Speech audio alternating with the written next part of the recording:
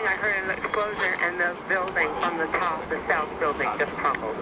Just completely went down. I saw it. It's hard to see all the pieces, but you can see it tipping over and just crashing to the ground. Now, I don't even know where it crumbled from on the south building because there's so much smoke I can't see anything now. All I can tell you is that the fire seems to have spread on the north building now because I can see the flames on the south side, which I couldn't see before. Well, we can only hope that they had gotten everybody or the majority of the people out of that building before it collapsed. But again, you know, these are enormous buildings, and obviously, let's hope that they have the area around those buildings cleared out. We've had no reports of casualties. Obviously, there are going to be more than a few in the wake of this. If you're just joining us this morning, you're in for a horrific surprise. Both buildings of the World Trade Center have been hit by aircraft, and the South Tower of the World Trade Center has apparently collapsed in a pile of dust. Let's go to 1010 Wins editor Jim Maloney. He was in Hoboken waiting to get into the tunnel when this happened. Yelly, and the scene here is just one right out of one of the movies you would see in Hollywood. People walking around with cell phones in tears, holding their heads, looking up at what's left of the World Trade Center, just shaking their heads in disbelief. The entire side of New Jersey now is totally affected by this and has been for quite some time. The tunnels are shut down. People are milling around, but not knowing what to do, not knowing where to go. It's a scene just of utter chaos, and just wondering what happened to those folks in the Trade Center just makes it all the worse. Wait.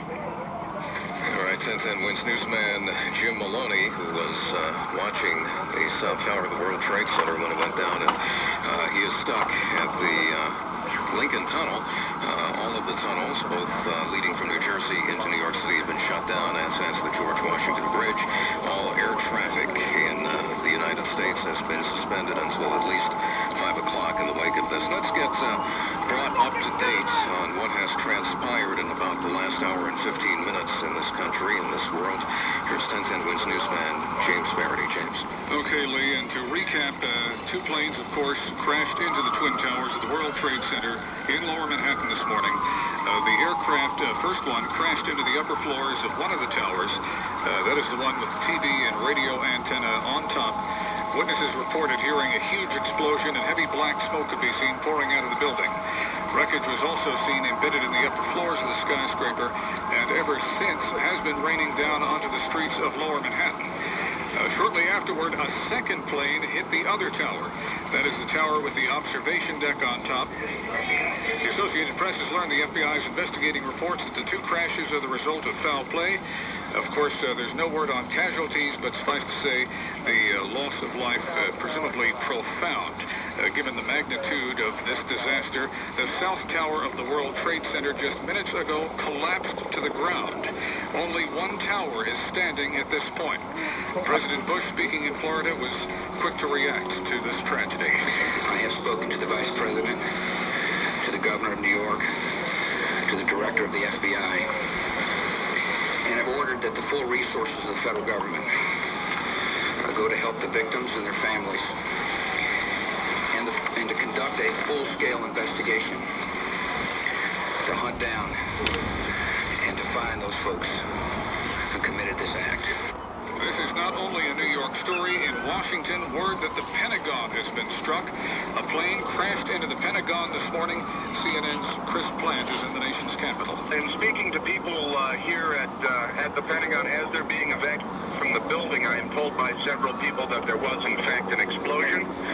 I was told by one witness, an Air Force senior enlisted man, that he was outside when it occurred. He said that he saw a helicopter circle the building. He said that it appeared to be a U.S. military helicopter, and that it disappeared behind the building where the helicopter landing zone is, and that he then saw a fireball go into the sky. That fireball was apparently from a plane. An Associated Press reporter on the scene saw the tail end of a large airliner launch into the Pentagon.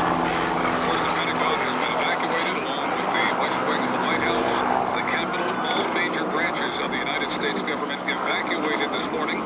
In Chicago, the Sears Tower has been evacuated as a precautionary measure. No threat has been made against Chicago's tallest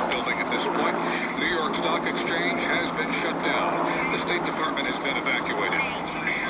The Associated Press has learned the White House has been evacuated after the Secret Service received a credible threat of a terrorist act against the mansion. The State Department, as we mentioned, also evacuated. Fox News Channel's Jim Engel is at the White House and has the very latest. The roads around the White House, the streets around the White House were blocked seconds ago. Members of the Uniform Division of the Secret Service ran out to intersections and started diverting traffic. There are emergency vehicles on almost every block around the White House. The road south of the White House has also been blocked. And as you know, the White House is being evacuated. Federal employees are standing on the street corners in and around the White House, having left the building for fear of another attack. President Bush is now flying to Washington from Florida, where he'd scheduled an educational event. The president's plane, Air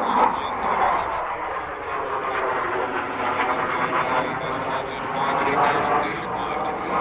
1010 Winds, continuous coverage.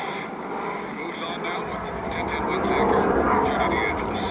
As you said, it is an absolutely unreal sight. You see the pictures side by side of New York and Washington billowing smoke.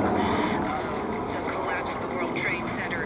1010 Winds reporter Eileen LaPalmer is down in Lower Manhattan. We're going to try and get to her live now and see if she can give us any more information. Eileen, are you there? Yeah, Judy, I'm here. Well, all I can tell you is, as you can imagine, absolute chaos. People were running, panicking just when the smoke and flames were billowing out. People were trying to head down south towards the World Trade Center when suddenly there was a large rumbling and the entire tower fell and collapsed to the ground. People came running north because of the smoke. It was billowing up Broadway. There's a big black cloud of smoke. You can't even see down Broadway from the vantage point of City Hall. I've now looked inside a building, but all the buildings... Quite a dream, isn't it? The girl in the window. What's her significance? That clip of Anne Frank Rom played for us one night. She represents closure. The families deserve it, and it's my responsibility to provide. Baby, I won't let down you or the girls.